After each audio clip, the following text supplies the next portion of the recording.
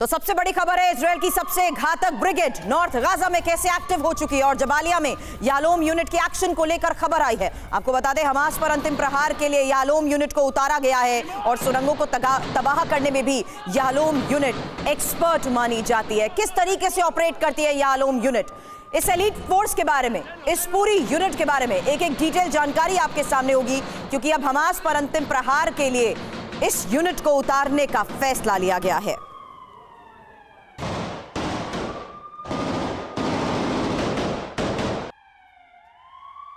מחבל נפל!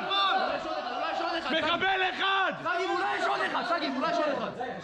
עוד מחבל? קיבלתי! מחבל שני! सुरंग में कैसे इस ऑपरेशन को चला रही है यालोम यूनिट।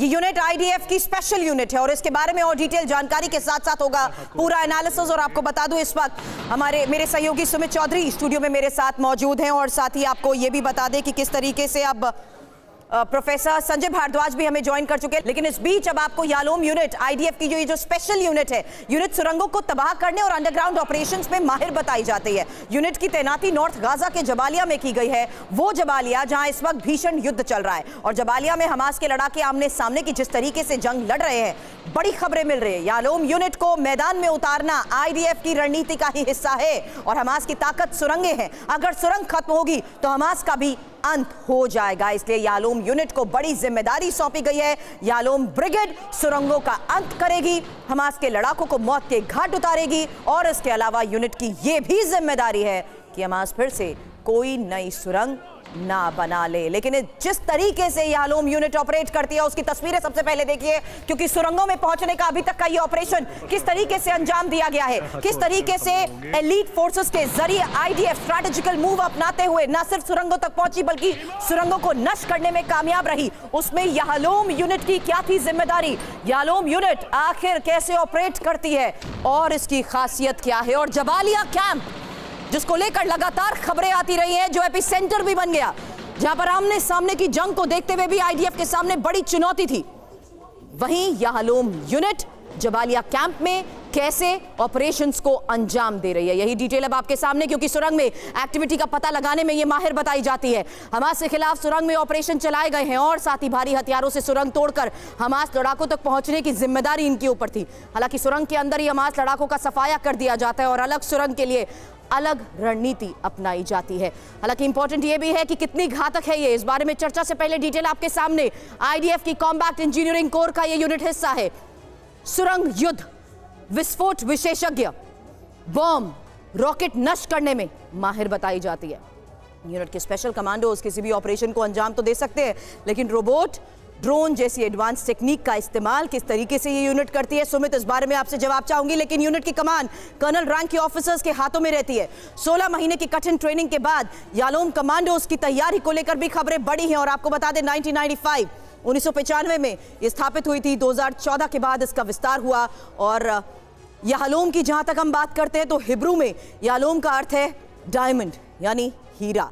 एक और महत्वपूर्ण जानकारी, क्योंकि 3 हिस्सों में बटी हुई यालोम यूनिट को लेकर भी बड़ी खबर आपके सामने, और इसी के आधार पर आगे मैं चर्चा करूंगी। जहां देखिए किस तरीके से यल, सेफान और समूर, ये इसलिए क्योंकि यहां पर अगर यल की बात करें तो इंजीनियरिंग यूनिट है और साथ ही सेफान की बात करें तो हथियारों को संभालने का काम, सबसे बड़ी जिम्मेदारी। और वहीं समूर जो कि सुरंग युद्ध में माहिर कमांडोज के तहत जिस तरीके से एडवांस टेक्निक का सहारा लेते हुए, सुमित ये समझना और जानना जरूरी है, इस पूरी यालोम यूनिट को अगर सुरंगों तक उतारने का फैसला लिया गया है, यानी अब हमास के लड़ाकों का अंत तय, और यही वो सुरंगें जहां पर बड़े इनपुट है कि किस तरीके से ये की ऑपरेटिव्स अभी भी यहां पर मौजूद है।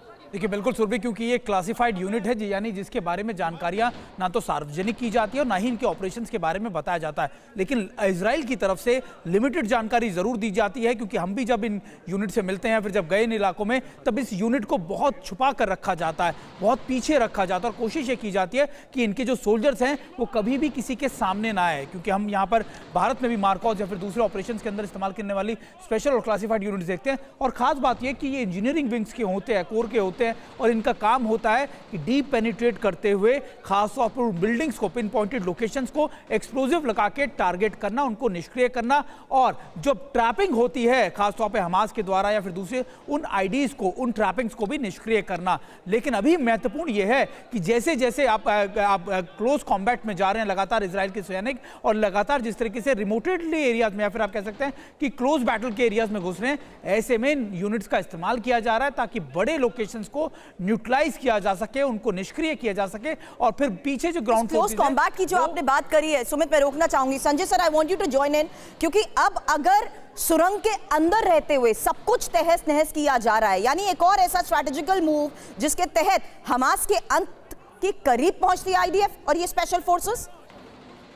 नहीं, निश्चित रूप से देखिए, बात मान के चलिए कि जिस तरीके से ग्राउंड ऑपरेशन आईडीएफ और इजराइल फोर्सेस कर रही है, निश्चित रूप से उसी की एक कड़ी में जो यालोम यूनिट की बात कर रहे हैं, इंजीनियरिंग कोप है, और इंजीनियरिंग कोप का मेन जो फंक्शन होता है वो basically infrastructure, construction, tunnels and all that. तो इसके लिए इनको डिप्लॉय किया गया। तो निश्चित रूप से जो इनका एक बड़ा ऑपरेशन चल रहा है कि जो सुरंग बनी हुई है, और सुरंग में जो अभी तक कोई टेररिस्ट ऑपरेटिव्स अगर वहां से है तो उनको खदेड़ना है। तो निश्चित रूप से ये डिफिकल्ट सिचुएशन में काम करने के लिए इनको डिप्लॉय किया गया, और निश्चित रूप से ये बात मान के चलिए कि ये कोर आर पार की लड़ाई लड़ने के लिए बिल्कुल हमास को नेस्तनाबूद करने के लिए, जो भी चाहे वो ग्राउंड में हो या अपर भूमि के ऊपर हो, हर तरीके के लोगों को, इसको हर तरीके से टेररिस्ट को खत्म करने की तरफ एक प्रहार है। और एक मिडिल रैंक का ऑफिसर इसको हेड कर रहे हैं, कर्नल रैंक के ऑफिसर हैं। तो मान के चलिए कि ये अपने आप में एक